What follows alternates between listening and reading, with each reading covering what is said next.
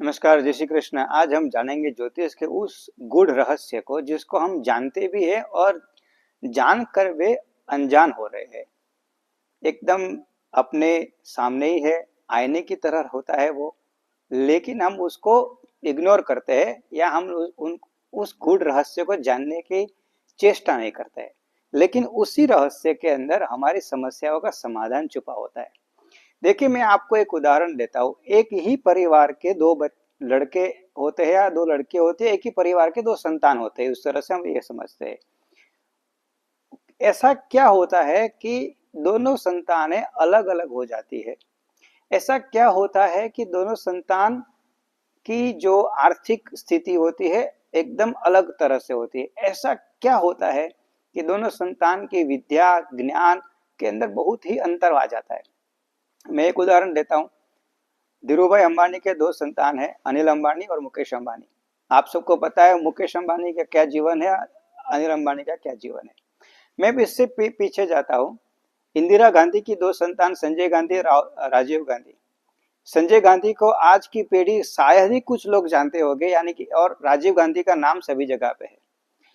उसी परिवार से दो संतान है, राहुल गांधी और वरुण गांधी। वरुण गांधी की जो पार्टी है 10 साल से केंद्र में है और पिछले 7 साल से राज्य में है, लेकिन वरुण गांधी की स्थिति क्या है? वहीं पर राहुल गांधी कुछ भी ना होकर के सब कुछ है उसी उनकी पार्टी के अंदर। देखिए, ये सब कुछ हमें समझने जरूरत है। अच्छा, मैं मुद्दे पे आता हूँ, ज्योतिष के उस गूढ़ रहस्य को। जब हम जन्म लेते हैं ना, तब कुंडली बनती है। आकाश मंडल के अंदर ग्रहों की स्थिति कैसी होती है उसके हिसाब से जन्म कुंडली की तय होती है। और जन्म कुंडली हम कई ज्योतिषियों को बताते हैं और सब लोग कहते हैं कि आप ये उपाय कीजिए, ग्रहों के ये उपाय कीजिए, ये पूजा कीजिए, वो और कहीं ना कहीं सब लोग यही कहेंगे कि हमने इतनी सारी पूजाएं की है, हमने इतने सारे उपाय किए हैं, हमको प्रगति क्यों नहीं हो रही है या हमको लाभ क्यों नहीं हो रहा है। तो मैं उस गूढ़ रहस्य को आज आपको बताने वाला हूँ। लेकिन मैं आपसे नम्र विनती करता हूँ कि जी, ये हमारे यूट्यूब चैनल है, उसको आप सब्सक्राइब जरूर कीजिए और इस वीडियो को लाइक भी कीजिए और शेयर भी कीजिए।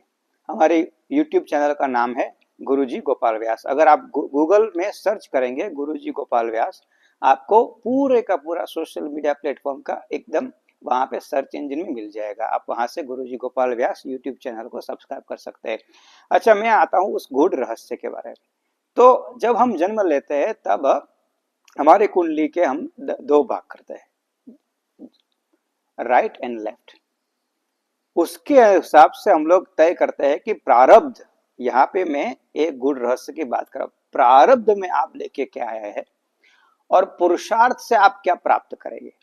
तो जब हम कुंडली के अंदर देखते हैं तब उस कुंडली के अंदर होता है कि भाई जितने भी ग्रहों के उपाय दिए जाते हैं वो पुरुषार्थ के अधीन दिए जाते हैं। लेकिन प्रारब्ध का क्या? आप प्रारब्ध अपने कर्म लेके आए हैं। भागवत गीता में भगवान श्री कृष्ण ने कहा है कि कर्मण्येव अधिकारस्ते, लेकिन कर्म का फल तो आपको मिलेगा ही। आप कर्म करेंगे तो फल तो मिलेगा।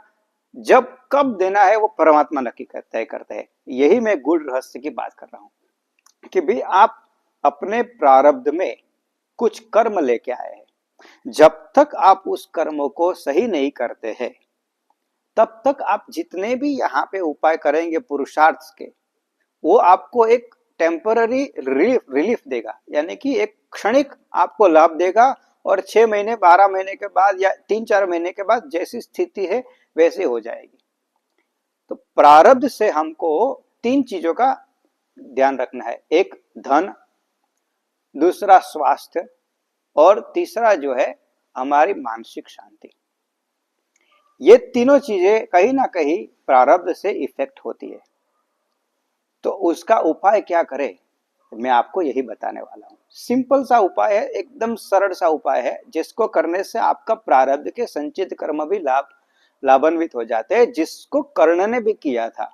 कर्ण ने ऐसे ही उपाय किए थे, ज्योतिष का उपाय नहीं किया था, कर्ण ने प्रारब्ध के उपाय किए थे। जब कर्ण की मृत्यु हुई तब वहां स्वर्गलोक में जाते हैं तो वहीं पर उनको पूरे का पूरा एक सोने का खजाना मिल जाता है, लेकिन खाने को कुछ नहीं मिलता है। तब उन्होंने प्रश्न किया कि भाई क्यों ऐसा है।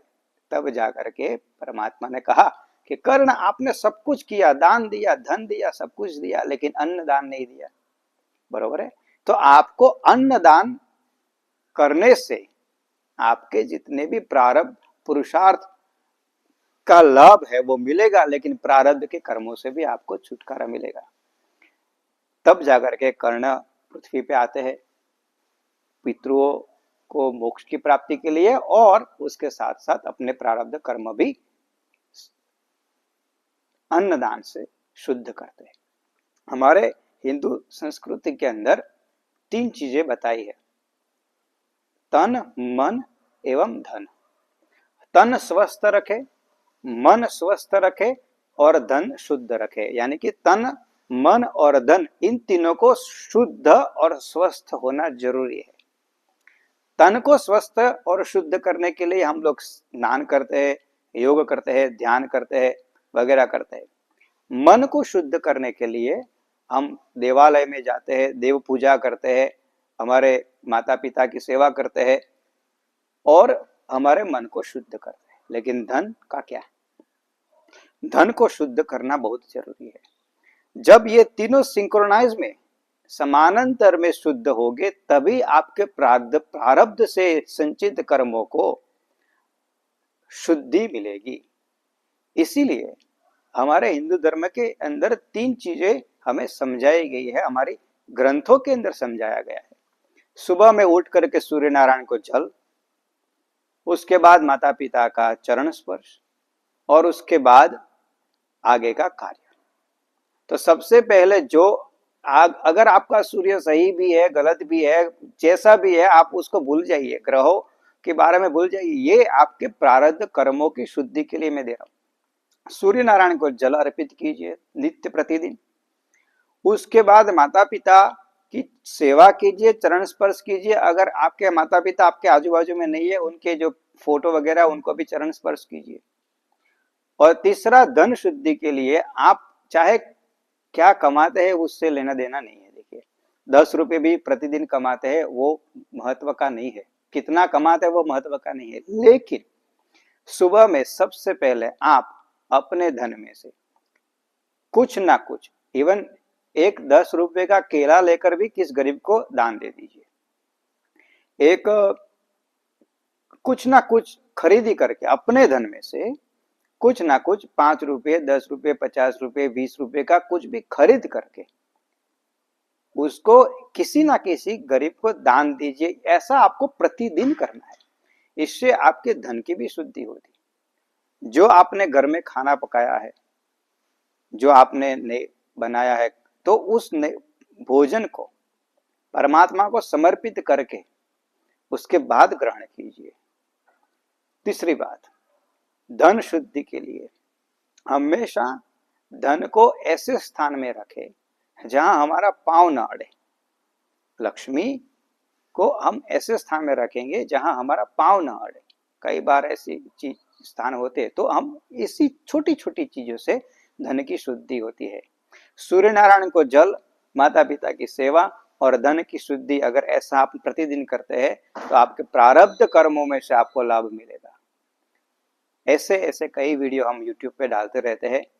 इस चैनल को सब्सक्राइब कीजिए। जय श्री कृष्ण, नमस्ते।